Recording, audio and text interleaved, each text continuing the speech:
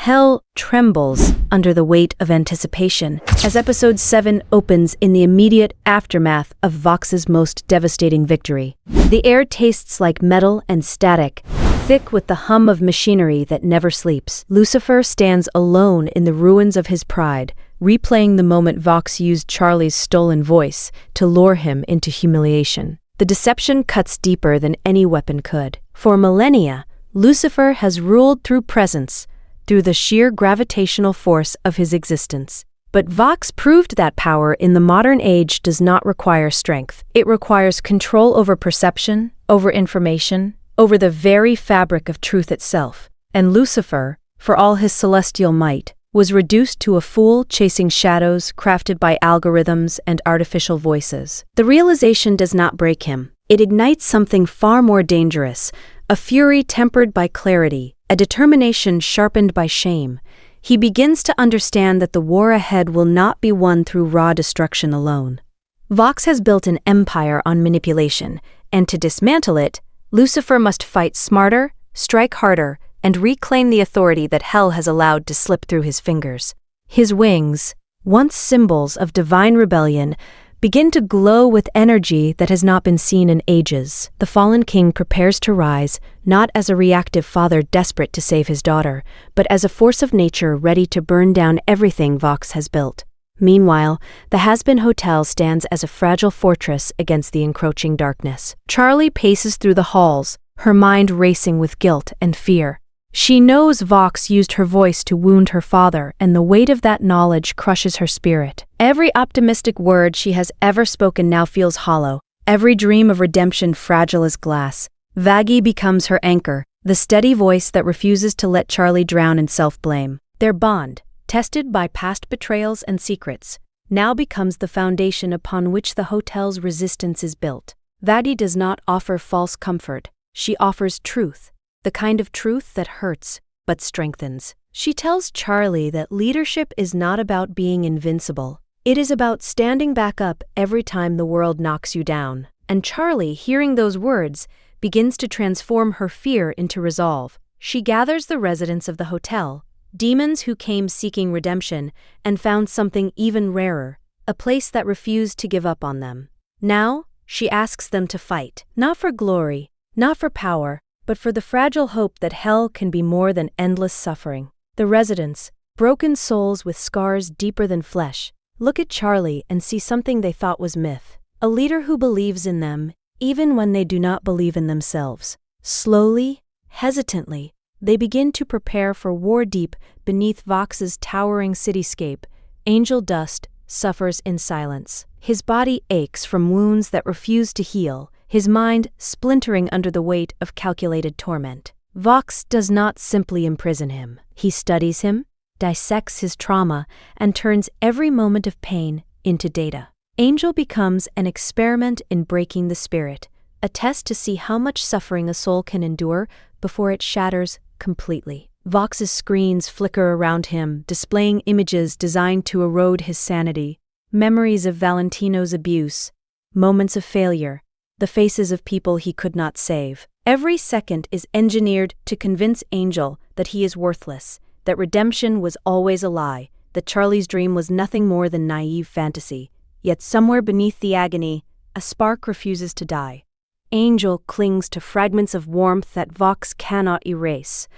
The memory of Husk's gruff kindness, the sound of Charlie's laughter, the feeling, however brief, of being seen as more than a broken toy. It becomes the forge where something stronger is being born. And though he does not yet realize it, his survival is the first crack in Vox's perfect plan. Alastor remains trapped within the technological prison that suppresses his magic, a cage built from Vox's understanding of ancient power and modern innovation. The radio demon, once a figure of terror whose smile could freeze blood, now sits in stillness, stripped of the abilities that defined his existence. Yet beneath his silence, calculation grows.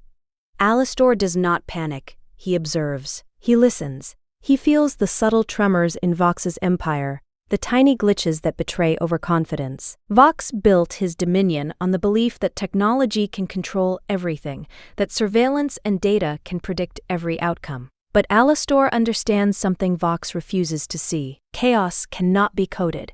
Hell, at its core, is entropy given form, and no amount of wires or algorithms can truly contain it. Alastor's imprisonment is not defeat. It is an intermission, a pause before the next act. He knows that Vox's obsession with control makes him blind to the instability of his own creations. The more power Vox consolidates, the more fragile his empire becomes, and Alastor, patient and amused, waits for the moment when that fragility reveals itself. When it does, he will not simply escape. He will turn Vox's arrogance into the instrument of his downfall. The radio demon's smile, though unseen, widens in the darkness. For he knows that the greatest performances always end with a twist no one expects. Vox stands at the center of his empire, surrounded by screens that pulse with the rhythm of Hell's collective fear. His city, a monument to technological supremacy, stretches across the landscape like a living organism made of metal and light. Every drone that flies overhead, every camera that watches from the shadows, every signal that carries his voice into the minds of demons, all of it feeds into his vision of a new hell, where power flows not from violence, but from information, where the past is erased, and the future belongs to those who control the narrative. He views Lucifer's approaching wrath not as a threat, but as an opportunity. The fallen king's rage is predictable, emotional, and exploitable. Vox intends to broadcast their confrontation across every screen in Hell, turning the battle into spectacle, transforming Lucifer's defeat into a symbol that will echo through eternity. He believes that if demons witness their ancient ruler fall, they will understand that the old ways are dead, that resistance is futile, that Vox is not just a demon, he is the future. His confidence borders on ecstasy as he finalizes his preparations, assembling weapons forged from Carmilla Carmine's genius, positioning his forces with military precision, and crafting the narrative that will define Hell's new era. He sees himself as a director staging the greatest performance in infernal history, and he cannot wait for the curtain to rise. 7. The tension coiling through Hell's atmosphere becomes unbearable as Vox's machines begin their final preparations. His drones multiply like a plague of steel locusts, swarming through districts that once thrived on unpredictable chaos. Each mechanical eye scans, records, and transmits data back to Vox's central network, building a map so detailed that every crack in every wall, every whispered conversation, every flicker of rebellion is cataloged and analyzed. The streets empty as demons retreat into shadows, uncertain whether to flee, hide, or simply watch the catastrophe unfold. Fear spreads faster than wildfire, not because Vox threatens immediate violence, but because his presence has become inescapable. Every screen in Hell flickers with his symbol. Every broadcast carries his voice. Every moment of silence feels like the calm before annihilation.